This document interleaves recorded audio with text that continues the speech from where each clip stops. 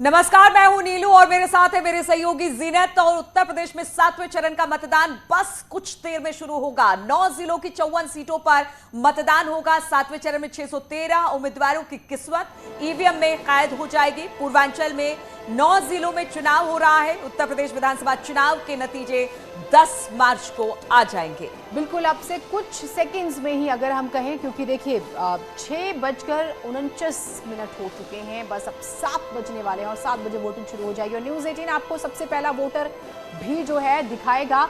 तो ये बहुत महत्वपूर्ण आखिरी चरण जो है, और उसके बाद से सिर्फ इंतजार रहेगा नतीजों का।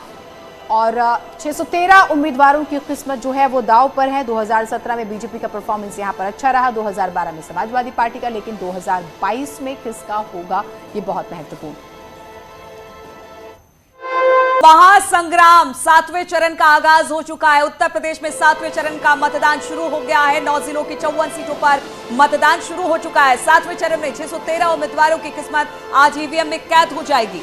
बिल्कुल, गाजीपुर, सोनभद्र, चंदौली, भदोही, मऊ, आजमगढ़, मिर्जापुर, वाराणसी और जौनपुर, ये वो 9 जिले हैं जिनकी 54 विधानसभा सीटों पर वोट डाले जाने हैं। और अब सवाल ये कि वोट प्रतिशत क्या फर्स्ट डिवीजन 60% से ज्यादा हो गया, डिस्टिंक्शन नीलू 75%, क्योंकि 2017 की बात की जाए तो 75% मार्क्स से बीजेपी ने परचम अपना लहराया था। लेकिन इस बार क्या कुछ होगा, 10 तारीख को नतीजे आएंगे तो सब कुछ पता चल जाएगा। लेकिन उत्तर प्रदेश के 6 चरणों में अब तक 349 सीटों पर मतदान हो चुका है और अब 7वें चरण की बारी है। 7वें फेज में पूर्वांचल के आजमगढ़ से वाराणसी तक 9 जिलों में मतदान होना है।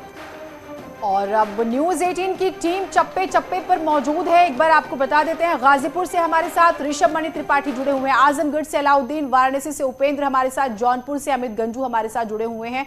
शुरुआत में इसकी अलाउद्दीन आपसे करती हूं, आजमगढ़ से। वैसे तो ये माना जाता है कि ये बीजेपी और सपा दोनों के लिए ही बराबरी की फाइट है ये 7वां चरण। जरा बताइएगा, समाजवादी पार्टी बहुत उत्साहित है।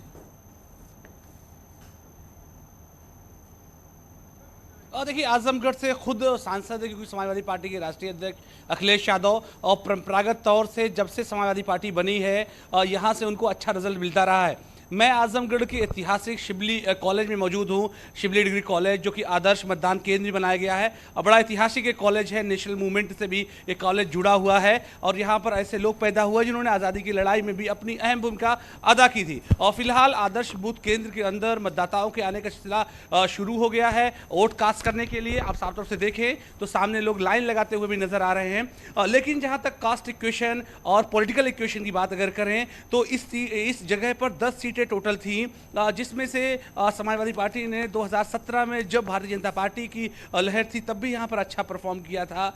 यहां पर एक सीट से बीजेपी को मिली थी और खासतौर से समाजवादी पार्टी 2012 में ने क्लीन शीट।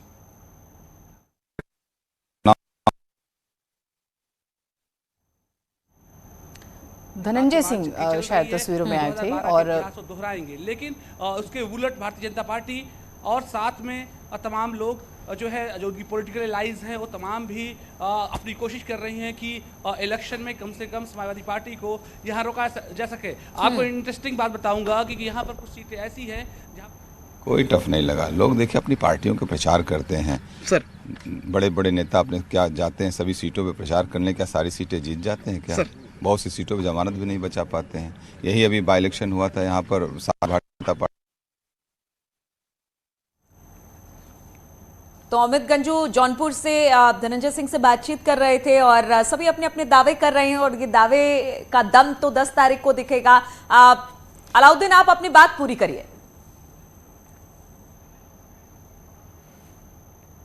जी, जिस पॉलिटिकल इक्वेशन की मैं बात